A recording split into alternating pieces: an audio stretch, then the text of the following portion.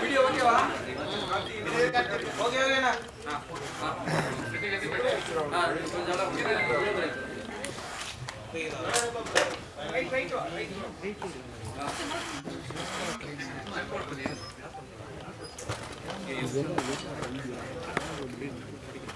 அங்கே பாருங்க.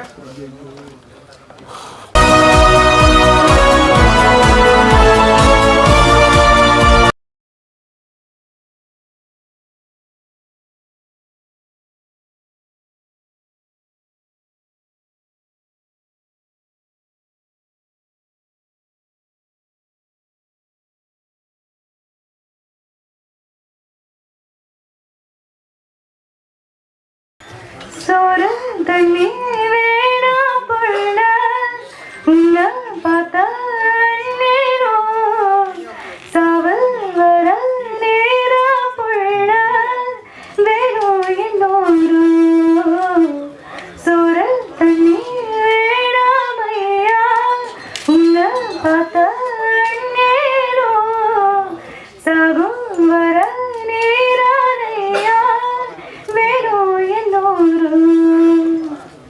very excited to be here. I'm Adya Prajesh. என்னோட ஃபர்ஸ்ட் தமிழ் சினிமா இந்த ஃபிலிமில் நான் பாடுறதுக்கு ரொம்ப எக்ஸைட்டடாக இருக்கேன். I'm very grateful for giving me this opportunity suggest Shankar sir. Thank you so much. என் பேர் ஷாமலத்தராஜ், நான் ஒரு ஆக்ட்ரஸ் தான். ஸோ இந்த படத்துக்கு பண்ணல, அது ஒரு விஷயம். பட் கண்டிப்பாக I'm looking forward to work with many directors and producers. So வஞ்சி படத்துக்கு மீடியா கண்டிப்பாக சப்போர்ட் பண்ணுங்க. பிகாஸ் சினிமாவில் வந்து சின்ன படம் இருக்கட்டும், பெரிய படமாக இருக்கட்டும், எல்லாரோட ட்ரீம், எல்லாரோட ஆசை, எல்லாரோட ஸ்ட்ரகிள். ஸோ கண்டிப்பாக நீங்கள் தான் சப்போர்ட் பண்ணணும். ஸோ எனக்கு இன்வைட் பண்ணுறதுக்கு ரொம்ப ரொம்ப நன்றி. And media please don't forget to support வஞ்சி. So yeah, thank you so much, and I would like to congratulate entire team of Vanji and actors, artists, especially producer ma'am and sir, as well as director. Thank you so much. Congratulations, the team of Vanji.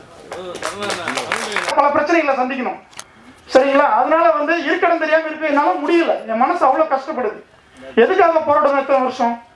என்ன வியாபாரம் இருக்கீங்க? ஒண்ணுமே இல்லை. நீங்க பாருங்க, கடந்த ஒரு 3 மாசத்தை எடுத்துட்டீங்கன்னா ஒரு படம் ஓடி இருக்கும். கருப்பு படம் ஓடி இருக்கா? ஓடி இருக்கு. எத்தனை கோடி அவன் நல்லா இருக்கு, இவ்வளவு பெரிய பிசினஸ் ஆயிருக்கான். ஓகே, அதுக்கப்புறம் ஏதாவது ஒரு சிறு முதலீடு படத்துக்களை சொல்லுங்க, போட்ட பணம் வந்திருக்கான்னு பாருங்க. தியேட்டர்ல ரிலீஸ் பண்ற அந்த கண்டென்ட்டுக்கான சார்ஜஸ் கொடுக்குறோம் பாருங்க, கியூபு, யூஎஃப்ஓ, டிஎஸ்ஆர்னு சொல்லி, அந்த சார்ஜஸ் கூட வராது தயாரிப்பாளர்களுக்கு. வேற எப்படி அந்த வருவாய் ஈட்டுவாங்க? ஹிந்தி பிசினஸ் ஃபுல்லா மூடிட்டாங்க, க்ளோஸ்ட். வேற என்ன இருக்கு? FMS closed. யூடியூப் சேனல் இருக்கா? அது மட்டும் தாங்க இருக்கு, ஒரு 1 லட்சம் 2 லட்சத்துக்கு. வேற என்ன இருக்கு வியாபாரம்? OTT closed. ஷேர் வேணா கூட பண்ணித்தரேன் நான். எந்த வழிமுறைகளில் இன்னைக்கு வந்து திரைப்படங்கள் வந்து விநியோகம் செய்ய முடியும், தொழில் ரீதியா நம்ம பார்க்கிறோம், வருவாய் ஈட்ட முடியும்? எதுவுமே கிடையாதுங்க. ஒவ்வொரு மேடையிலையும் நம்ம வாய்க்கு பேசிக்கலாம், பெருமைக்கு பேசிக்கலாம். வஞ்சி படம் வெற்றி அடைந்து தான் இல்லைன்னு இல்லை, அது மிகப்பெரிய வெற்றி அடைந்து அது கடுமையான உழைப்பு வெளிப்படுத்திருக்காங்க. எவ்வளவு கஷ்டப்பட்டிருப்பாங்க, எத்தனை இடங்களுக்கு அலைஞ்சிருப்பாங்க, ஒவ்வொரு இடத்துலையும் பேரம் பேசியிருப்பாங்க. ஒரு 2000 ரூபாயா, ஒரு 1000 ரூபாய் வச்சுக்கோங்களேன். ஆனா வந்து இங்க பினான்ஸ் பண்ணக்கூடிய பெரிய முதலைகள் இருக்கு பாருங்க. 20 கோடி பட்ஜெட்ல ஒரு படத்தை ஆரம்பிச்சு 30 கோடி கடனை வாங்கி ரிலீஸ் பண்ற முதல் நாளைக்கு முன்னாடி வந்து பஞ்சாயத்துல உட்காருவாங்க. அந்த 10 கோடி எடுத்து ப்ரொடியூசர் போயிடுவார், 20 கோடி தான் படம் பண்ணிருப்பாரு. அவங்க வாழ்வாங்க, இன்னைக்கு வாழ்ந்துட்டு தான் இருக்கிறாங்க. ஆனா இது போன்ற சிறு முதலீடு தயாரிப்பாளர்களுக்கும் படம் எடுப்பதற்கும் யாரும் பணம் கொடுக்க தயாரா இல்லை. அவங்க வாங்கியிருப்பாங்க எங்க தெரியுங்களா? 10 பைசா வட்டிக்கு, 5 பைசா வட்டிக்கு, கார் அடமானம் வச்சு, வீட்டு பத்திரத்தை அடமானம் வச்சு, சுத்தி இருக்க நண்பர்கள் கிட்ட வந்து 5000, 50000, 1 லட்சம். இன்னைக்கு கூட இந்த இசைபிலிட்டி லாவுக்கு வந்து அவங்க எவ்வளவு கஷ்டப்பட்டிருக்காங்கன்னு அவங்களுக்கு மட்டும்தான் தெரியும். ஏன்னா முதலீடு அப்படிங்கிறது வந்து அந்த தயாரிப்பாளர் முதலீடு முன்னுதாரணமா பண்றாங்களே, அவங்களுக்கு வந்து வெளியில இருந்து பினான்ஸ் பண்றதுக்கு இண்டஸ்ட்ரியில யாரும் கிடையாது. பெரிய தயாரிப்பாளர்களாக கருதப்படக்கூடியவர்களுக்கு மட்டும்தான் அந்த பினான்ஸ்ங்கிறது இன்வெஸ்ட்மெண்ட் பண்ணிட்டு இருக்காங்க. மற்றபடி சினிமா இங்க வாழ்வாதாரத்துல ஒண்ணுமே இல்லை, ஜீரோ தான். இன்னைக்கு இங்க வந்திருக்க ஊடகத்துறை நண்பர்கள் எத்தனை பேர் இது நாளைக்கு நீங்க வந்து யூடியூப் சேனல்ல போடுவீங்க, நீங்க நைட்டு போயிட்டு லோட் பண்ணுவீங்க, பேப்பர்ல வரும், அடுத்தடுத்து பிரஸ் நோட்ல வரும், ஒண்ணுமே இருக்காது. அதாவது அந்த இடத்தோட போயிடும். ஏன்னா இங்க ஒண்ணும் இல்லை பெருசா சொல்றதுக்கு அப்படிங்கிற நிலைப்பாடு தான். இதே ஒரு பெரிய செலிபிரிட்டி, பெரிய ஆர்டிஸ்ட் எல்லாரும் வந்திருக்காங்கன்னு வச்சுக்கோங்களேன், அதற்கான வீரியமும் வேகமும் எல்லா இடத்துலயும் வந்து உங்ககிட்ட இருக்கும்.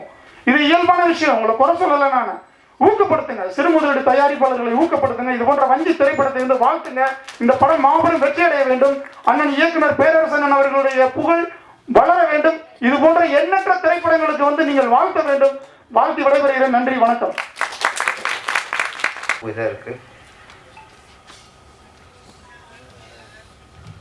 இதற்கு முன் இந்த மேடையில் மக்கள் தலைவா என்ற திரைப்படத்தின் இசை வெளியீட்டு விழா அதை நான் நடிச்சிருந்தேன். அந்த இசை வெளியீட்டு விழாவிற்கு இயக்குனர், திரைக்கதை மன்னன், எங்களது மானசீக குரு கே பாக்கியராஜ் அவர்களும் கலந்து கொண்டார். இப்பொழுது அதுதான் அவருடைய கடைசி திரை நிகழ்வு நினைக்கிறேன். அதில் நானும் கலந்துக்கிட்டேன். அதற்கு அடுத்து வரும் இந்த இசை வெளியிட்டு விழாவுக்கு இடையில் அவரை இழந்து விட்டோம். கடந்த ஒரு மாதத்திலேயே 2 பெரும் இமயங்கள், பெரும் கலைஞர்கள். அந்த இழப்பு வந்து அது எங்கே போனாலும் மனசு அது ஒரு பாரமாகவே ஓடிக்கிட்டு இருக்கு. பாரதி ராஜா, பாக்கியராஜ், அது பெயர் இல்லை, அது வரலாறு. அவர்கள் இருவரை பற்றியும் ராஜநகர கவிதை வாசித்தார்.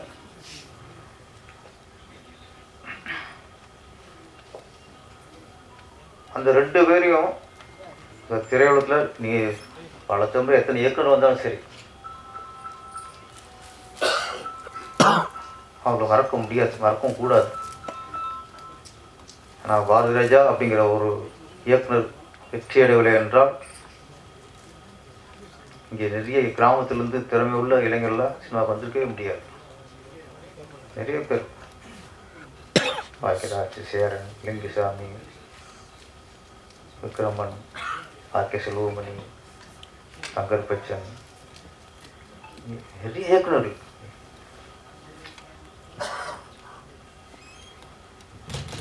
ஆமாம், பாக்கியராஜோட படங்கள்லாம் பார்க்கும்போது தான் யதார்த்தமான வரும்போது தான் ஓகே நம்மளும் நம்ம படம் ஒன்று ஜெயிச்சுலாம் ஒரு நம்பிக்கையில் இருந்துச்சு. அதாவது 2 பேருடைய இழப்பு பெரிய இழப்பு. நம்ம தமிழக அரசு, தமிழக முதல்வர் விஜய் அவர்களிடம் ஒரு வேண்டுகோள் தான். நிறைய கோரிக்கைகள் வைப்பாங்க. ஒரு சினிமாக்காரனா எங்களோட கோரிக்கைகள் இயக்குனர் அப்படின்னாலே இயக்குனர் இமயம் தான். எல்லாருக்கும் இயக்குனர் பாரதி தான் ஞாபகத்துக்கு. அதே மாதிரி திரைக்கதை அப்படின்னாலே அது பாக்கியராஜ் தான் ஞாபகத்துக்கு. காலங்காலமாக அது பதிந்து போன ஒன்று. அது வருங்காலங்களில் தமிழக அரசு சார்பாக விருது வழங்கும் போது சிறந்த இயக்குனருக்கான விருது அது பாரதி ராஜா விருதாக இருக்க வேண்டும். சிறந்த கதாசிரியர் அல்லது திரைக்கதைக்கான விருது கே பாக்கியராஜ் விருது ஆக இருக்க வேண்டும். இதுதான் அவருக்கு நாங்கள் காட்டும் நன்றிக்கடனாக இருக்கும்.